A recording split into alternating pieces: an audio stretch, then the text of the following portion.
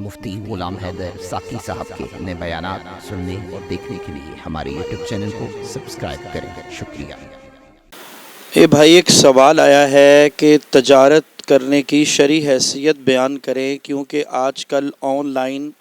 بہت سے پیسے کمانے کی ایپ ہیں، کون سی جائز ہے کون سی ناجائز کوئی پتہ نہیں چلتا۔ بسم اللہ الرحمن الرحیم۔ سب سے پہلے تو جو آڈینس جو آن لائن اور جو جتنے بھی آڈینس آپ دوست لوگ بیٹھے ہیں، ہمارے معاشرے کے اندر نا ہر بندہ امیر ہونے کی سوچتا ہے، شارٹ کٹ کے ذریعے نا فوراً امیر ہو جائے۔ دن بدن اس کا دل کرتا ہے کہ میں راتوں رات صبح اٹھوں، بہت سا پیسہ میرے پاس ہو۔ لیکن میں یہاں پہ ایک بات کرنا چاہتا ہوں کہ کسب حلال اور حصول رزق حلال کے بہت سارے اسباب ہیں۔ مثال کے طور پہ نبی رحمت صلی اللہ علیہ وسلم نے 2 بار شام کی طرف سفر فرمایا تجارت کی غرض سے، کیونکہ اسلام کے اندر تجارت، صنعت و حرفت، ملازمت، مزدوری اور بہت سے رزق حلال کمانے کے ذرائع ہیں۔ آقا دو جہاں صلی اللہ علیہ وسلم نے اور خود رب کائنات نے قرآن مجید کے اندر بھی فرمایا، یا ایھا الذین آمنوا لا تأکلوا اموالکم بالباطل الا ان تکون تجارۃ عن تراض منکم۔ سورۃ النساء میں اللہ پاک فرماتا ہے، اے ایمان والو، ایک دوسرے کے مال کو آپس میں ناحق طریقے سے ہرگز نہ کھاؤ، اور تجارت کا جو مال ہے آپس میں خوشی اور رضامندی سے بانٹو اور استعمال کرو۔ تجارت کو لازم پکڑ لو۔ میں اکثر کہتا ہوں، یہ جتنے اسٹوڈنٹ بیٹھے ہیں، جتنے میرے بھائی بیٹھے ہیں، میں اکثر کہتا ہوں کہ تجارت میں نبی رحمت صلی اللہ علیہ وسلم کا فرمان ہے 10 حصوں میں سے 9 حصے اللہ نے برکت رکھی ہے۔ اور حضرت عمر فاروق رضی اللہ تعالیٰ کا فرمان میں نے لاسٹ ٹائم بھی بتایا تھا کہ آپ فرماتے ہیں، لا یقعد احدکم عن طلب الرزق،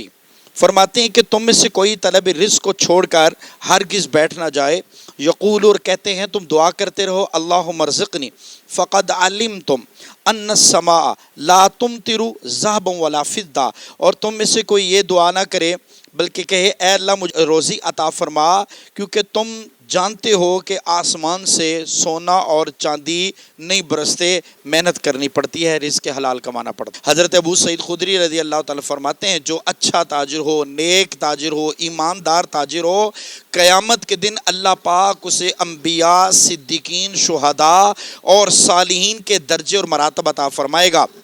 لیکن ایک بات یاد رکھیے گا، اس سیشن میں بیٹھنے والے جتنے میرے دوست ہیں، بھائی ہیں، اسٹوڈنٹ ہیں، اور کالج کے جو اسٹوڈنٹ آئے ہیں، اور جتنے بھی میرے یہ بھائی آئے ہیں، ایک بات یاد رکھیے گا، تجارت کے اصول میں پہلی چیز خالصتاً نیت رزق حلال ہو،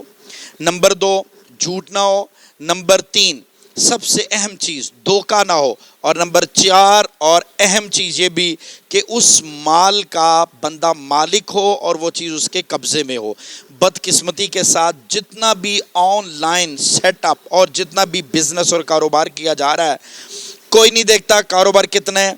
وقت کتنا ہے، محنت کتنی ہے، جائز ہے یا ناجائز، ڈیمانڈ ہے یا نہیں ہے۔ اچانک مارکیٹ میں کسی نئی چیز کا آ جانا، بہت سی چیزیں کاروبار اور بزنس کے اندر ملحوظ خاطر رکھی جاتی ہیں، اور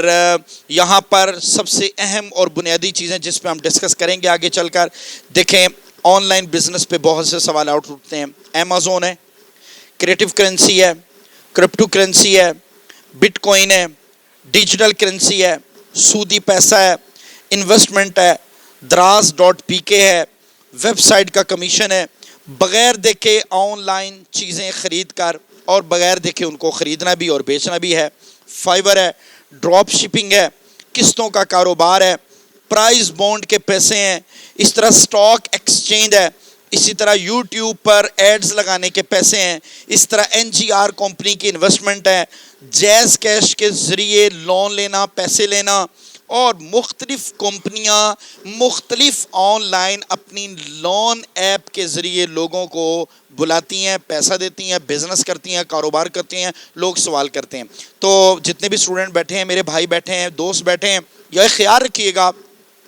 کوئی بھی کاروبار کرنا ہو تو یہ ذہن رکھیں، رسول اللہ صلی اللہ علیہ وسلم نے بھی تجارت کی، سفر شام کے 2 سفر کیے، تجارت کی، اور پوری دنیا کے اندر کعبے کے اندر سب سے اچھی، سب سے بہترین، سب سے خوبصورت تجارت آقا دو جہاں صلی اللہ علیہ وسلم نے کی۔ تو یاد رکھیے گا، بینگ ٹو مسلم، ہمیں مسلمان ہونے کے ساتھ ساتھ اگر چاہتے ہیں کہ کاروبار میں اضافہ ہو، بزنس ہو، برکت ہو، رحمت ہو، تو ہمیں چاہیے ہم اس طرح کاروبار کریں جس طرح میرے اور آپ کے نبی پاک صلی اللہ علیہ وسلم نے کیا. آئندہ سیشن کے اندر ہم اس چیز کو مزید گفتگو میں زیر بحث لائیں گے. اور باقی جی آپ کا کیا سوال ہے؟